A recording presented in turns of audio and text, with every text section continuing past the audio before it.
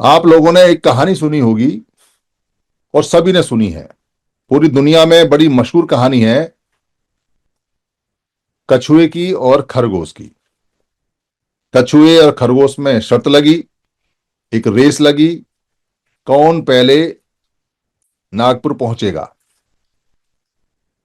खरगोश ने खूब छलांगे मारी और जबलपुर में जाके सो गया।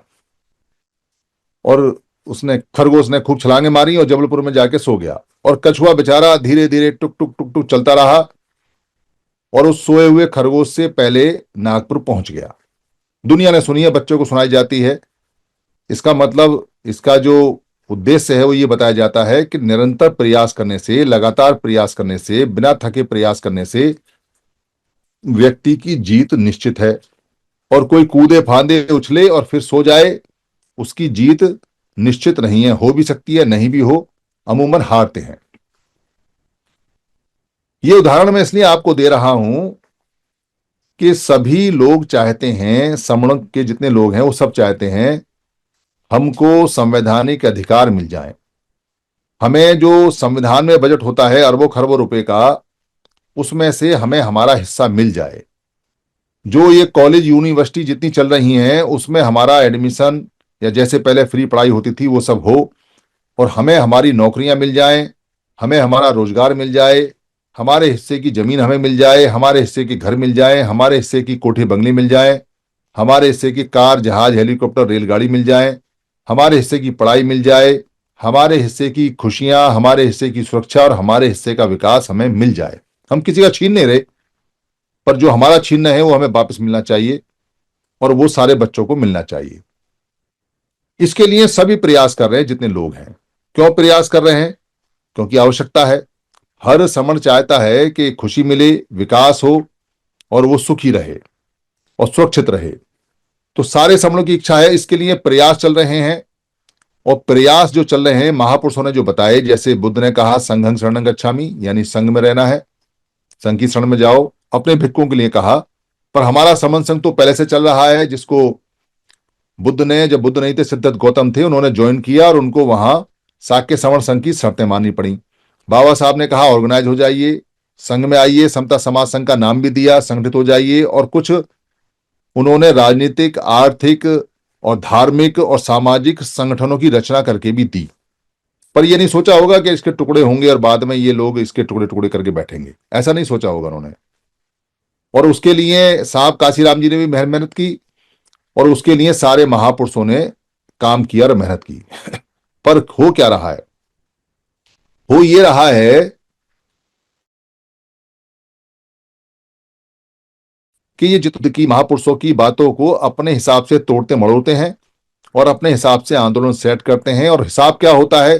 हिसाब होता है नेता बनने का, पैसा इकट्ठा करने का, राजनीतिक संगठन बनाने का, या कहीं कोई पद पोस्ट मंच माला लेने का, या कहीं कोई ऊंची पोजीशन ले लेने का, या कहीं कोई जमीन वगैरह अपने नाम करने का, या कोई ट्रस्ट ट्रस्ट बना के पैसा वैसा इकट्ठा करने का, या स्वयं संभू नेता बनने का, या वाहवाही लेने का, यह मकसद होता है।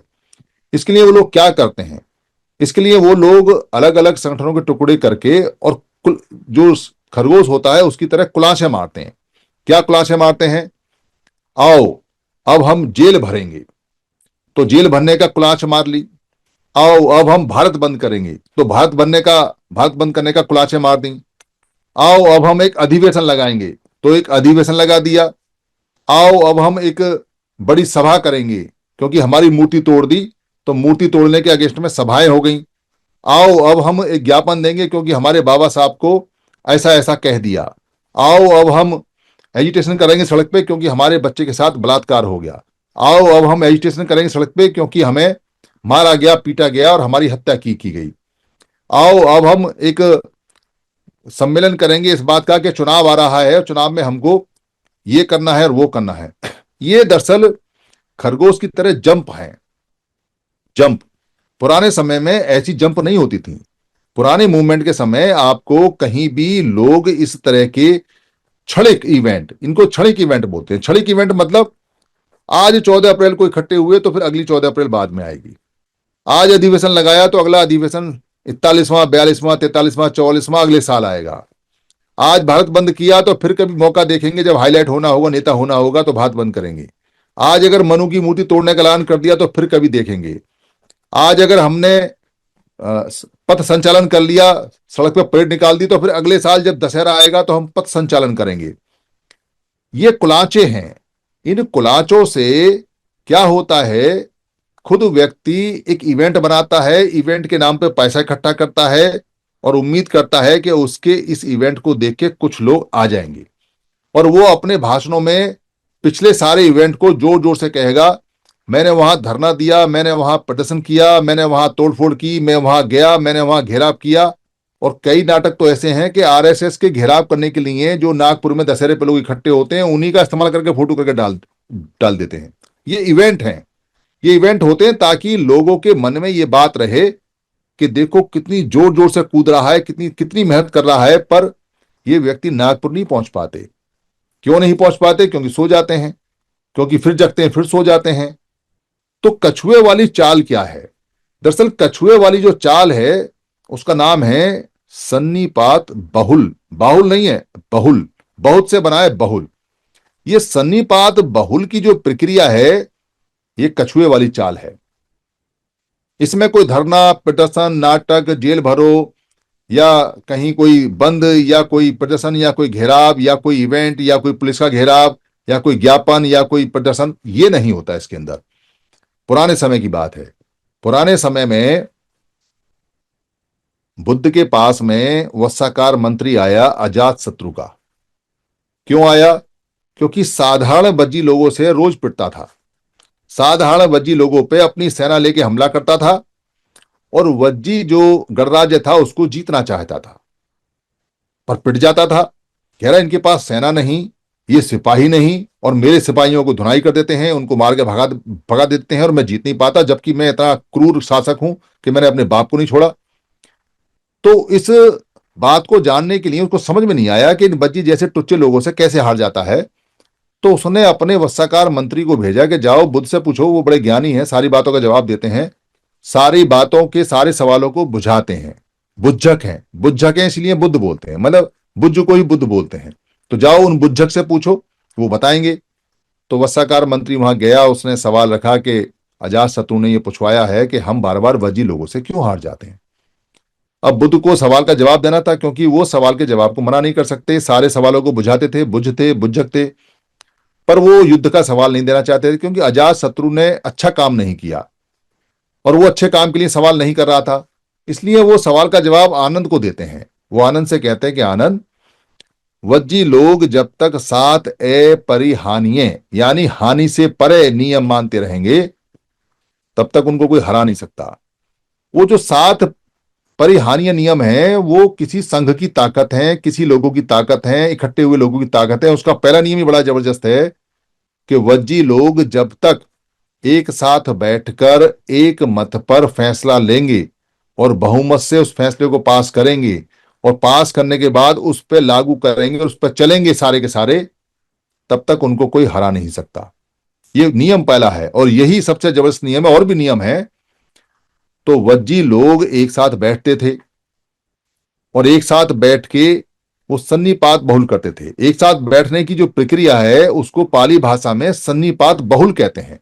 सन्निकट सन्निकट बैठकर बहुत सारे लोग जो चर्या करते हैं, तो उसको सन्निपात बाहुल या सन्निचर्या बोलते हैं। ये बुद्ध ने उसको जवाब दिया कि वो जब तक सन्निपात बहुल करते रहेंगे तब तक उनको हरा नहीं सकते। और सन्निपात बाहुल का जिक्र बार बार वहां आता है, और 7 अपरिहानीय नियमों में से 4 अपरिहानीय नियम बुद्ध ने अपने संघ में भी लिए। यानी कि जो वज्जी संवरण संघ के नियम थे उनमें से 4 नियम उन्होंने अपने भिक्खु संघ में भी लिए। तो सन्निपात बहुल वो चर्या है जिसमें सारे लोग पास पास बैठते हैं, अपने सुख दुख की बात करते हैं, अपना भाईचारा बढ़ाते हैं, अपने खेत खलियान की बात करते हैं, अपने दुश्मन की चालों का जिक्र करते हैं, जो हानि करने वाली बातें हैं उनको दूर दूर करते हैं, शादी ब्याह करते हैं, और अपना सत्थक दंड लेके चलते हैं साथ। अपना हथियार, सत्थक दंड, दंड माने डंडा और सत्थक माने शस्त्र, यानी कि हथियार वाला डंडा लेके चलते हैं, अपना खाना लेके चलते हैं, अपना पानी लेके चलते हैं, और हर 7वें दिन इकट्ठे होके बैठते हैं। ये प्रोसीजर है, पुराना प्रोसीजर है, जो कछुए की तरह चलने वाला हर हफ्ते का प्रोसीजर है। सन्निपात बहुल, कछुए की चाल। और ये चाल इतनी भारी है कि अजातशत्रु जैसा खरगोश जो उछलता कूदता है, आता है, हर बार पिट के जाता है, हर बार पिट के जाता है, हर बार पिट के जाता है, वो जीत नहीं पाया।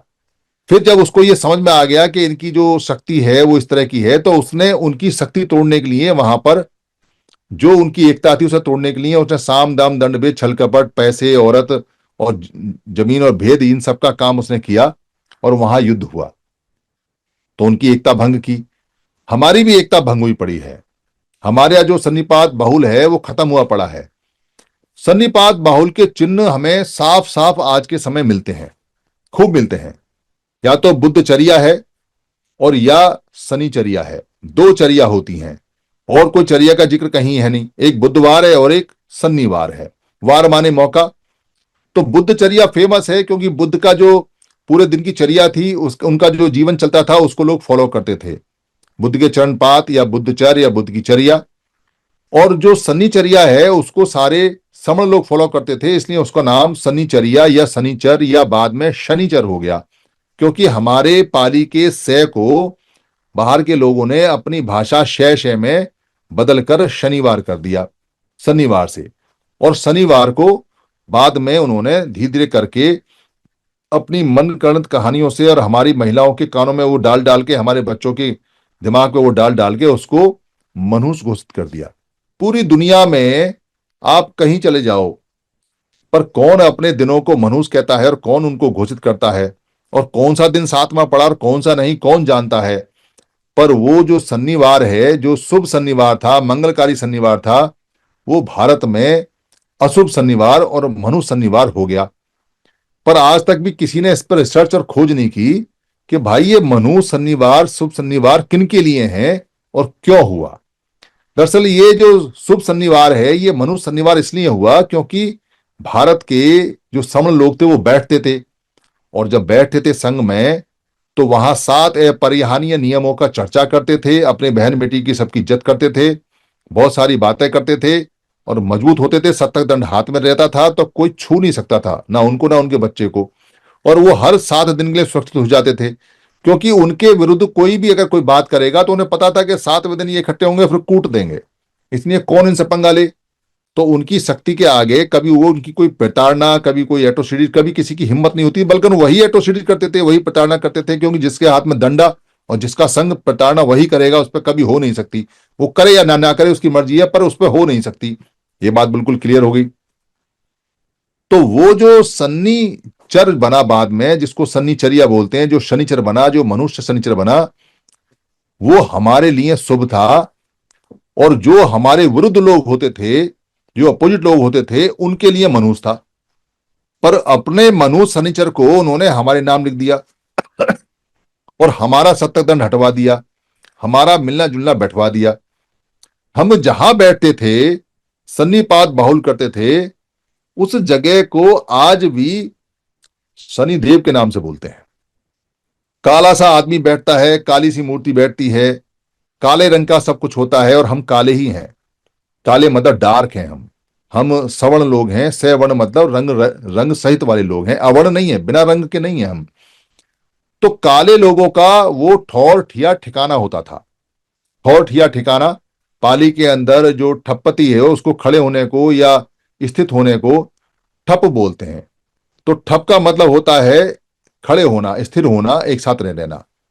तो क्या बोलते हैं, ठौर ठिया ठिकाना। तो वो जो जगह होती थी हमारी, वो हमारे मिलने की, बैठने की, शुभ शनिवार का ठौर ठिया ठिकाना होता था। हम वहां पर टिकते थे, वहां पर ठपते थे, वहां पर बैठते थे, वहां बात करते थे। ये जो ऊपर की इमारतें हैं वो बाद में बनी हैं।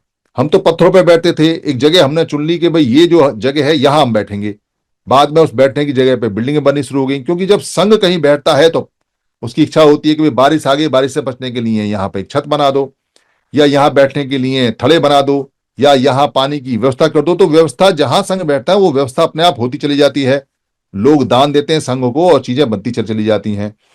तो वो हमारे ठौर ठिए ठिकाने जो थे, जहां पर हम हर 7वें दिन सन्निपात बहुल क्या करते थे, वो बड़ी बड़ी इमारतों में तब्दील होने लगे और उनको हम सन्नी धाम बोलने लगे।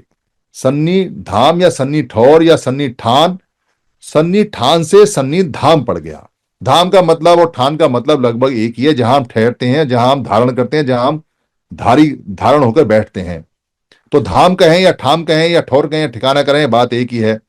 तो वो जो धाम बने और वो जो ठौर ठिकाने बने और वो जो स्थान बने, वो सारे के सारे सन्नीचर के नाम से आज भी हैं, उसको कोई खत्म नहीं कर पाया।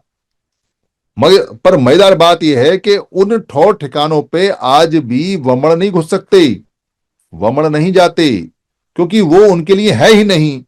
वो सारे के सारे सन्नीवार को मानने वाले लोग, जो समण लोग हुआ करते थे, जो सन्निपात बाहुल किया करते थे, जो सन्निपात बाहुल में रहते थे, उनके ठौर ठिकाने हैं।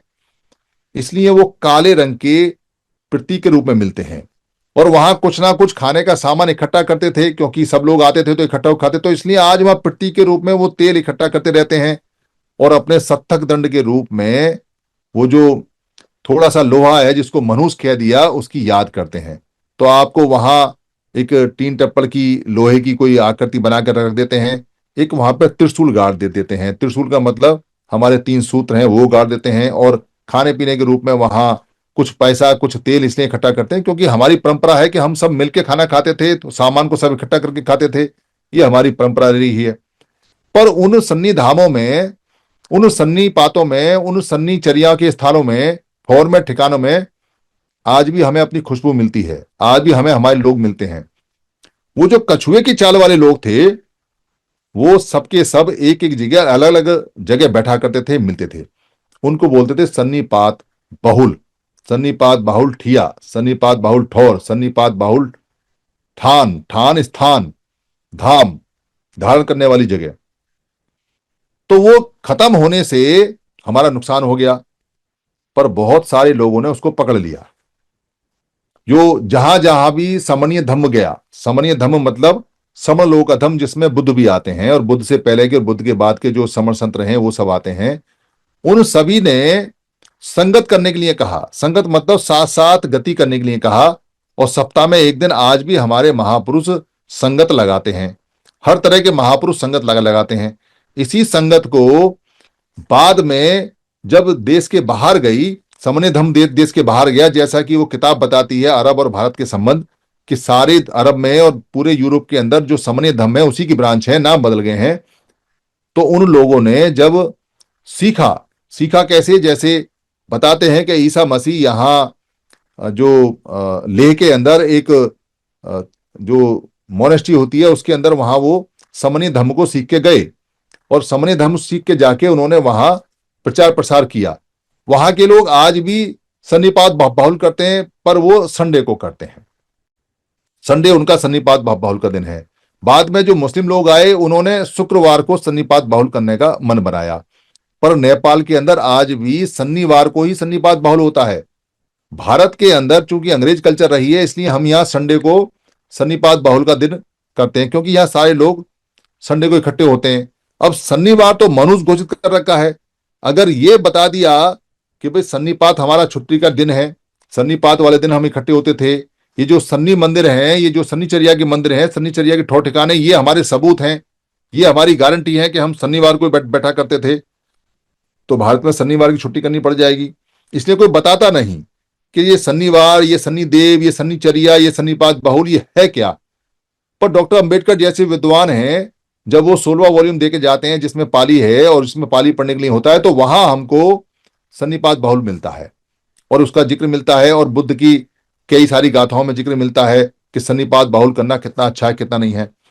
तो सन्निपात बाहुल कछुए की चाल है। क्या कछुए की चाल है? यहां जितने भी हमारे अभी 230 समन संगी हैं, कुछ नए हैं, कुछ पुराने हैं, और कुछ इस वीडियो को सुनेंगे बाद में, देखेंगे भी, और वो बार बार सन्निपात बाहुल देखते हैं। तो क्या करना है? आपने सन्निपात बाहुल को आरंभ करना है। कैसे आरंभ करना है? आप जहां रहते हैं, जो भी जगह आपकी है, वहां आप कोई जगह चुन लीजिए। कोई कबीर भवन, कोई रविदास भवन, कोई वाल्मीकि भवन, कोई अंबेडकर भवन, कोई बुद्ध भवन, कोई समन्वय धम्म, कोई चौपाल, कोई घर की छत, कोई घर का आंगन, कोई दीवार, कोई पत्थर की जगह, कोई रेगिस्तान, कोई रेत, जहां कुछ लोग आराम से बैठ जाएं, बस ये आपका एक थॉट या ठिकाना हो गया। पंचायत घर भी हो सकता है। आपने वो जगह मुकर्रर करनी है, फिक्स करनी है। आपने ये कमिटमेंट करनी है अपने आप से।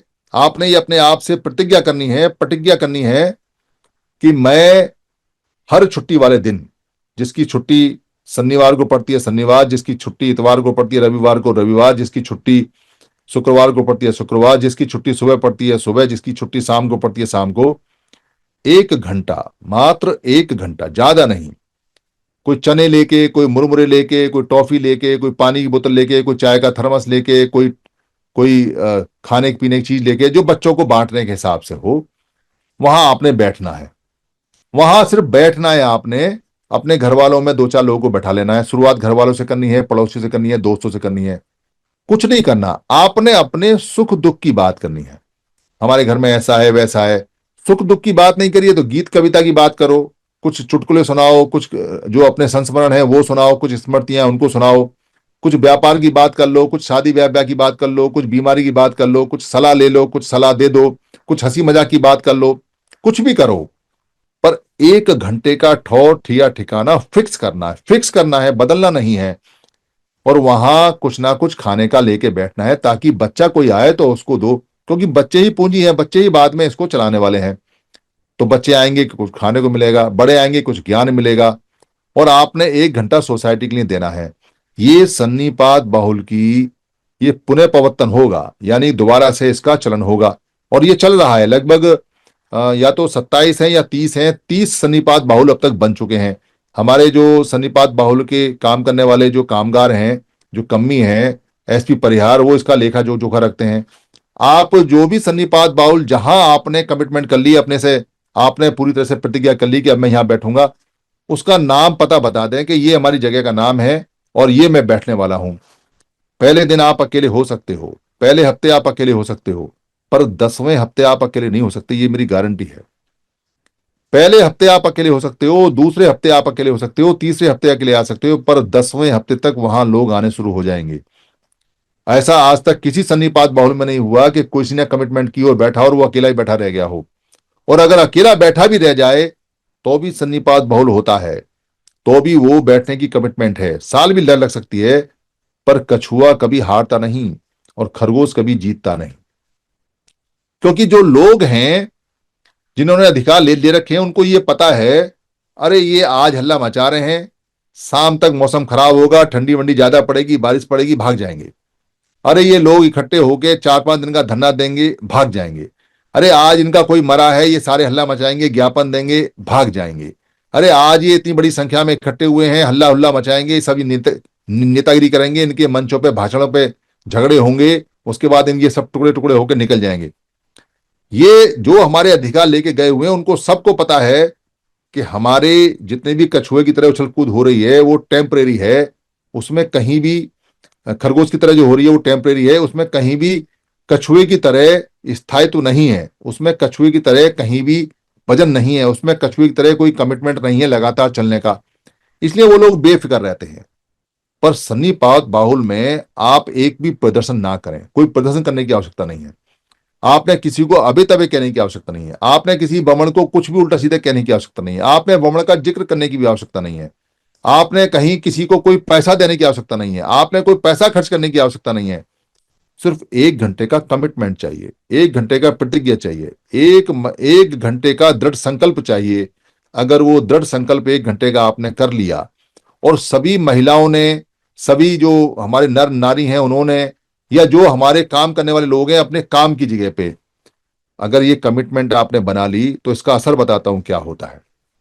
भारत के अंदर जिन लोगों ने अपना मजहब चेंज किया या मजहब को एडॉप्ट किया, जो लोग मुस्लिम बन गए, उनकी संख्या 20 करोड़ के करीब बताई जाती है। उनमें से कुछ लोग जो वर्मण टाइप के मुस्लिम हैं, उनकी बड़ी मौज है। वो वर्मण मुस्लिम है, बाहर के आए हुए हैं, उनके पास एजुकेशन है, पैसा है, सत्ता है, जमीन है, जायदाद है, उन्होंने यहां रूल किया था, वो यहीं बस गए, गए नहीं। पर जिन लोगों ने कन्वर्जन किया था, जिन लोगों ने अपना मत बदला था, उन लोगों के विरुद्ध में बहुत सारी बातें जाती हैं। उनके पास रोजगार नहीं है, उनके पास में पढ़ाई नहीं है, उनके पास में कोई लेटेस्ट जानकारी साइंस की नहीं है। कई बार उनको हेय दृष्टि से देखा जाता है। उनके पास पैसे भी नहीं है, पर उनके पास में इकट्ठे होने की एक ताकत है, इसलिए कोई उनको छेड़ता नहीं। क्या ताकत है उनकी? हर फ्राइडे को उनकी जामा मस्जिद में ठौर ठिया ठिकाना फिक्स है। भारत के अंदर कई तरह की मस्जिद हैं, छोटी मस्जिदें होती हैं गली गली में, पर फ्राइडे की जो असेंबली होती है, फ्राइडे की जो संगति होती है, फ्राइडे की जो सन्निपात बाहुल होता है, वो सन्निपात बाहुल इलाके का सबसे बड़ा होता है। उसको बोलते हैं ईदगाह में जाके नमाज पढ़नी है। नमाज तो बहाना है, क्योंकि नमाज तो रोज पढ़ते हैं, जो होना होगा हो जाएगा। ये मन को पवित्र करना या मन को अशुद्ध करना, ये तो आदमी के ऊपर डिपेंड करता है। पर वो जो ईदगाह के अंदर वो जो दसियों हजार लोग आ जाते हैं नहा धो के और सफेद कपड़े पहन के, और उसके बाद वो 2-2 4-4 रुपए सफा के अंदर जो लाइन लगती है, वहां वो रुमाल में बांधते बांधते देते हैं मस्जिद की तरक्की के लिए, मौलवी की तनख्वाह के लिए। वो कोई कहता नहीं है, उनका सिस्टम है। वो सारे काम छोड़ देंगे जो लेबर होंगे, पर अगर कोई 5 वक्त की नमाज ना भी पढ़ता हो, 5 वक्त दिन में ना भी इकट्ठा होता हो, तो हफ्ते में एक बार जरूर इकट्ठा होता है सन्निपात बाहुल के लिए, बड़े सन्निपात बाहुल के लिए। तो 5 वक्त तो वो वैसे ही इकट्ठे होते हैं, फिर वो सन्निपात बाहुल के लिए इकट्ठे होते हैं। उनका कोई क्या बिगाड़ सकता है? पूरे भारत में कोई ताकत नहीं जो उनका कुछ बिगाड़ सकता हो। कि सिख हैं, 2 करोड़ सिख हैं, पर ये अपने गुरुद्वारों में सन्निपात बाहुल करते हैं, कौन उनका क्या बिगाड़ेगा?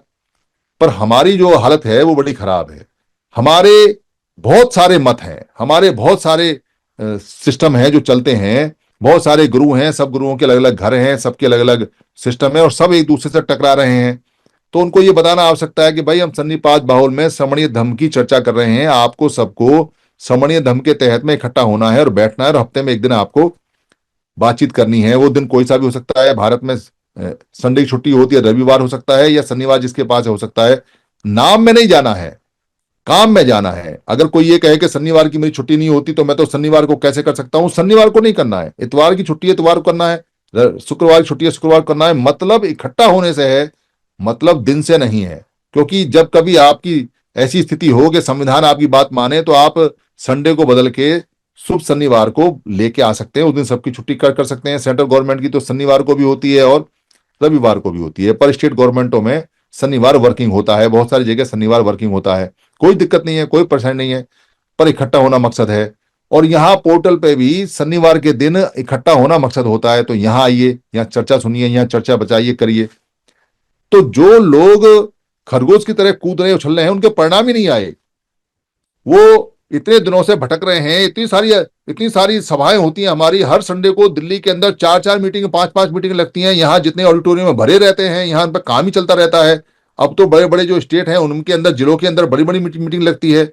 साधु संतों ने अलग मीटिंग लगाई हुई है, राजनीतिक पार्टी अलग लगा रहे हैं, सामाजिक संगठन अलग लगा रहे हैं। 29 लाख लोग लगातार मीटिंग कर रहे हैं, खूब खरगोश की तरह उछल कूद रहे हैं, पर परिणाम नहीं आता। 74 साल में अधिकार चले गए, परिणाम नहीं आता। और जो लोग 100 साल से कछुए की तरह धीरे धीरे धीरे धीरे चल रहे हैं, सब चीज ले गए। वो कभी नहीं उछले, वो कभी नहीं कूदे, उन्होंने कभी कोई बड़ी संगति रामलीला मैदान में नहीं लगाई, उन्होंने कभी कोई वीडियो पे कोई तड़क भड़क वाली वीडियो नहीं बनाई, ना उन्होंने कभी कोई ऐसा कोई प्रचार किया, ना कोई चैलेंज किया। चुपचाप कछुए की तरह वो इकट्ठे होते रहे, और आप ही के लोगों को इकट्ठा करके ले गए, और पूरा जो अधिकार था, संवैधानिक अधिकार ले गए, क्योंकि संख्या बल उनके पास हो गया, उन्होंने मेहनत की। तो कछुए की चाल चलने से वो मेहनत ले गए, वो काम कर गए। और फार्मूला किसका था? फार्मूला था वज्जी लोगों का, फार्मूला था समण संघियों का, फार्मूला था समण लोगों का, सन्निपात बाहुल करने का। और मजा कौन ले ले रहा है? जो मेहनत कर गया, जो ले गया। तो आपको अगर जीतना है, सारे सारे एक्सपेरिमेंट हो चुके हैं, राजनीतिक एक्सपेरिमेंट भी हो चुके हैं, जो बामसेफ जैसे संगठन है उनके भी एक्सपेरिमेंट हो चुके हैं, जो धार्मिक एक्सपेरिमेंट है वो भी हो चुके हैं। क्योंकि धार्मिक जो काम होता है उसकी लिमिटेशन होती है। क्या लिमिटेशन होती है? अगर आप किसी मत को, किसी धर्म को, किसी व्यक्ति के किसी विचार को, आइडिया को मानते हैं, कोई मतांतर को मानते हैं, तो कोई दूसरा व्यक्ति दूसरे मत को मानता होगा तो वो नहीं मानेगा, वो आपके साथ नहीं आने वाला। आप अपने तर्क करते रहोगे, वो अपना तर्क करते रहेगा, दोनों तरफ फोड़ते रहोगे, ना वो आपके साथ आए ना आप उसके साथ जाओ। ये समस्या है। इसलिए मतांतर या जो कोई धर्म या मजहब जो होता है, वो व्यक्ति का इंडिविजुअल मामला होता है, संवैधानिक या सामाजिक नहीं है। संविधान तो किसी भी मत को रखने की आजादी देता है, और समाज कहता है कि संवैधानिक अधिकार रखने के लिए सामाजिक रूप से इकट्ठा होना पड़ेगा। तो आपका अगर समण समाज है तो समण समाज इकट्ठा करो, और अगर आपका समण समाज नहीं और आप अपने समाज को सिर्फ किसी जाति के नाम से या मत के नाम से मानते हो, तो आपकी लिमिटेशन है। आप उससे आगे नहीं बढ़ सकते, दुनिया इधर से उधर हो जाए, अगर एक कास्ट में फंसे हो तो कास्ट के लोग इकट्ठे होंगे और एक दूसरे के दुश्मन होंगे, उससे आगे नहीं बढ़ सकते। ये इसमें लिमिटेशन होती है। या आप एक राजनीतिक पार्टी के कार्यकर्ता वर्कर हो तो दूसरी पार्टी से आपकी दुश्मनी रहेगी, आप इकट्ठे हो ही नहीं सकते दुनिया में, इधर से उधर ताकत हो जाए, लड़ते रहोगे और लड़ लड़ के मर जाओगे, और उधर कछुआ धीरे धीरे चल के सारा माल ले जाएगा, ले गया। इसलिए सन्निपात बाहुल वो फार्मूला है, वो मंत्र है।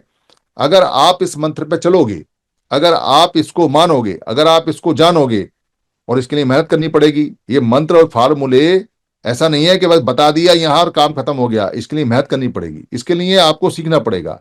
यहां जो दो चार लोग हैं, अगर यहाँ पे कुछ हैं जिन्होंने सन्निपात बाहुल किए हैं तो वो अपने एक्सपीरियंस बता सकते हैं, अगर नहीं है तो मैं बता देता हूं। एसपी परिहार सर ने हिसार के अंदर अकेले बैठना शुरुआत किया। आज समन संघ का अगर सबसे अच्छा काम चलता है सिस्टमेटिक वे में कछुए की तरह, तो वो हिसार में चलता है।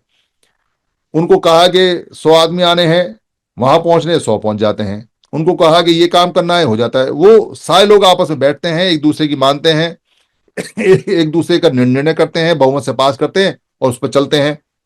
तो उनकी जो यूनिट है बहुत बढ़िया है। और भी ऐसी यूनिट बन गई हैं जो सन्निपात बाहुल पर चल रही हैं। इसलिए बोल रहा हूं कि पहले दिन अकेले बैठोगे पर 10वें हफ्ते में अकेले नहीं बैठोगे।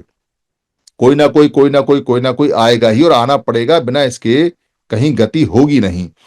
साधुओं ने भी कहा है संगत करो, महापुरुषों ने भी कहा है संगत करो, बाबा साहब ने भी कहा है इकट्ठे रहो, सबने कहा है। इसलिए सन्निपात बहुल, बाहुल नहीं है, सन्निपात बहुल हमारी पुरानी पूंजी है, हमारी नीति है, हमारी पुरानी रणनीति है, पर इसको हमारे संगठनों ने नहीं पकड़ा। कोई भी हमारा ऐसा संगठन नहीं था जिसने सब लोगों को यह कहा हो कि भाई आप सन्निपात बहुल करो, आप सप्ताह में एक बार इकट्ठे हो, और कोई पैसा नहीं चाहिए, कोई राजनीति नहीं चाहिए, कोई कुछ नहीं चाहिए। जितने भी संगठनों के लोग आए उनकी एक ही आवाज रहती है, पैसा दो पैसा दो पैसा दो पैसा दो। अरे तुम बाबा साहब के गद्दार हो, बाबा साहब ने कहा है कि पे बैक टू सोसाइटी तुम देते नहीं, तुम उसमें हमारे कार्यक्रम में आते नहीं, तुम किसी प्रदर्शन में आते नहीं। अच्छा चलो आते नहीं हो, जाते नहीं हो कहीं, तो लाओ पैसा दो। बाबा साहब ने कहा है कि पे बैक टू सोसाइटी करनी है। तो बाबा साहब के सेंटेंस को, जो कोटेशन है, उसको इतना मिसयूज किया गया कि बहुत लोगों ने पैसा दिया पर परिणाम नहीं आते। पैसा लेने वाले पैसा कमा रहे हैं, बिल्डिंग बना रहे हैं, अपना घर चला रहे हैं, और पैसा लेने के लिए हमको डरा रहे हैं। पर कोई ये नहीं बता रहा कि भाई इन प्रदर्शनों से, इन धरनों से कुछ नहीं होता। 74 साल हो गए, ये रास्ता नहीं है। रास्ता वो है जो बुद्ध ने कहा। क्या बुद्ध ने किया? बुद्ध अकेले थे, फिर उन्होंने सन्निपात बाहुल करना शुरू किया। 5 लोग ढूंढे जो उनके काम के थे, वो 5 के 50 हो गए, फिर 60 हो गए, वहीं 60 हो गए। उनको ढूंढा, फिर उन्होंने अपने छोटे छोटे जो लोग थे उनको कहा कि जाओ और जाके चलो और इकट्ठे होकर रहना। तो हमेशा भिक्खु इकट्ठे होकर लाइन में चला करते थे, अकेला भिक्खु नहीं चलता था। और धीरे धीरे पूरे देश के अंदर उन्होंने अपने 50,000 लोग तैयार कर लिए जो सारा काम करते। इसलिए देश विदेश तक में धर्म फैल गया। बाकी काम सम्राट अशोक ने कर दिया।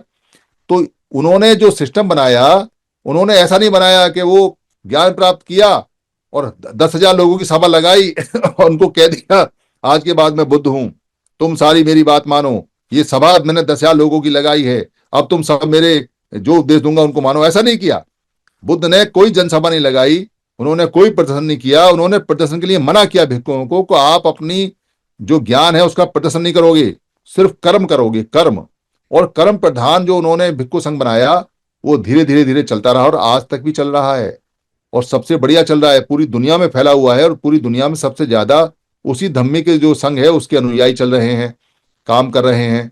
बाबा साहब ने कोई अनाउंसमेंट नहीं की, उन्होंने टुक टुक करके धीरे धीरे करके स्टेप बाय स्टेप काम करते रहे। आज उसका परिणाम है कि उन्होंने हमारे लिए संविधान बना दिया। उन्होंने कहीं खड़े होकर नहीं कहा कि अब मैं ऐसा कर सकता हूं या वैसा कर सकता हूं, तुम सब लोग ऐसे करो। कोई वनडे का उन्होंने कोई सीन नहीं किया। कहीं कोई आवश्यकता पड़ी तो वो पहले तैयार करते थे। साहब काशीराम जी ने पहले दिन खड़े होकर ये नहीं कहा कि मैं अब ऐसा करूंगा, लाओ मीटिंग आती है, भाषण करेंगे, अब 10,000 लोगों को बुला लो, अब रामलीला मैदान में ऐसा करेंगे, अब मैं ये कर दूंगा, प्रधानमंत्री का ये कर दूंगा, सरकार का ये कर दूंगा। कुछ नहीं कहा। जानते थे, समझते थे कछुए की तरह चलना है, इसलिए अकेले ही चले। और 2 साथी उनके और थे, और धीरे धीरे लोगों को जगाते रहे, टुक टुक करके चलते रहे, कछुए की तरह चलते रहे, और धीरे धीरे करके बहुत बड़ा जमवाड़ा इकट्ठा कर दिया। थोड़ी बहुत सरकार वरकार बनी जितना बन सकती थी उससे, क्योंकि संघ नहीं बना पाए। संघ से बनने से पहले वहां झगड़े फगड़े हो गए, बहुत सारी चीजें निकल आई, जो लोग महत्वाकांक्षी थे उन्होंने सारा सिस्टम बर्बाद कर दिया। पर इस बार बर्बाद नहीं होगा, क्योंकि समन संघ के जो 10 गोल्डन नियम है वो गजब के हैं। और वो इतने गजब के हैं क्योंकि लोगों की इच्छा होती है और वो समन संघ में है।